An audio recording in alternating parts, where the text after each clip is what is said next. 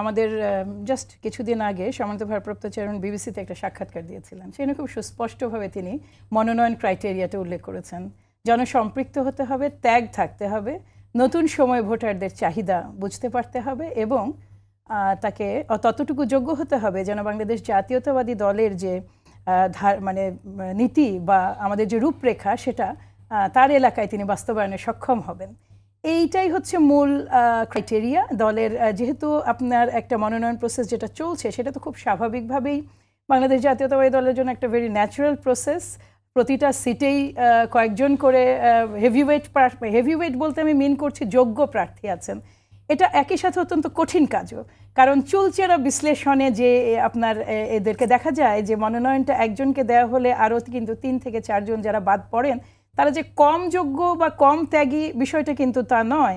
বিষয়টা হচ্ছে যে অনেকগুলো পয়েন্ট বিবেচনা করে যেহেতু মনোনয়নটা দেওয়া হয়, সেই ক্ষেত্রে দেখা যায় যে সবচেয়ে ফিটেস্ট, একটা আসনের জন্য হি দ্য ফিটেস্ট পারসন, যিনি সবচেয়ে যোগ্য সেই আসনটার জন্য এইভাবে দেওয়ার চেষ্টা করা হচ্ছে। ফলে এই যে আমাদের ইন্টারভিউগুলো বা মত বিনিময়গুলো হচ্ছে, সেটা মূলত আমাদেরকে এক ধরনের নির্দেশনা দেওয়া, যেই নির্দেশনাটা নিশ্চিত করে যে আগামী মনোনয়ন, যেটা আমরা সম্ভবত এই মাসেই প্রত্যাশা করছি, মনোনয়নের একটা আমাদের যারা মনোনীত হবেন তাদের একটা লিস্ট বা যেভাবেই হোক এক ধরনের ঘোষণা এই মাসে আসবে। আপনারাও শুনেছেন নানা জায়গা থেকে, শিগগিরই, এই মাসে বলতে আমি মিন করছি খুব শিগগিরই আসবে, কোনো টাইম ফ্রেম না বেঁধেই বলছি।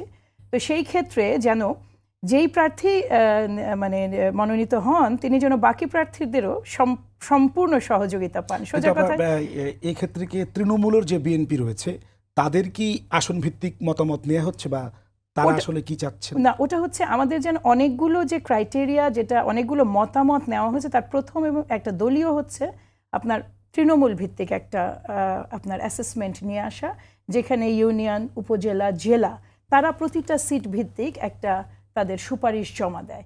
এই সুপারিশটা চলে আসে কেন্দ্রে। এরপরে এটা হচ্ছে একটা ওয়ে। এর বাইরে আছে আপনার নানা ধরনের সার্ভে, এরপরে থার্ড পার্টি সার্ভে, এর বাইরে ধরুন দেখা যায় যে এলাকার লোকজনদের সাথে র্যান্ডাম যোগাযোগ করা, এমন সব দায়িত্বপ্রাপ্ত ব্যক্তি, তাদেরকে কোনো মনোনয়ন প্রত্যাশীরা চেনেন না। ফলে হয়েছে কি যে অনেকগুলো এন্ডে যাচাই বাছাইয়ের কাজগুলো চলছে। আমাদের বহুদিন ধরে সেল আছে, আপনি জানেন যে কার বিরুদ্ধে কি মামলা হয়েছে, তারা কে কতদিন জেলে ছিলেন, কে গুম হয়েছিলেন, ফেরত এসেছেন, বা এই ধরনের নির্যাতনগুলো, এগুলো তো অলরেডি এনলিস্টেড আমাদের আছেই। ফলে একজন প্রার্থীকে নিয়ে যখন কথা হয় তখন তার কিন্তু এই সমস্ত কিছু চলে আসে একেবারে ওপেন। এখানে দেখা যায় যে আমাদের বহু নেতাকর্মীরা এখন মনোনয়ন প্রত্যাশী এমন অনেকে আছেন যাদেরকে 15-17 বছর দেখা যায়নি। এই যে ডাটাগুলো তাদেরকে ইনস্ট্যান্টলি আলাদা করে দেয় ত্যাগীদের চেয়ে। এর বাইরে যেটা হয়েছে গত 17-18 বছরে সরাসরি 18 ঘন্টা কাজ করায় আমাদের সম্মানিত ভারপ্রাপ্ত চেয়ারম্যান, আমার ধারণা এটা ব্যক্তিগত অভিজ্ঞতা থেকে আপনাকে বলছি যে প্রতিটা আসনের প্রতিটা মনোনয়ন প্রত্যাশীকে তিনি চেনেন। এর বাইরে যে ইনফরমেশনগুলো এক জায়গায় করার পর আমাদের স্থায়ী কমিটি আছে, যেমন এটা তো স্লোলি উঠে যায় আপনার সাংগঠনিক ধারা অনুযায়ী, এটা যেয়ে তারপর স্থায়ী কমিটির টেবিলে পৌঁছায়।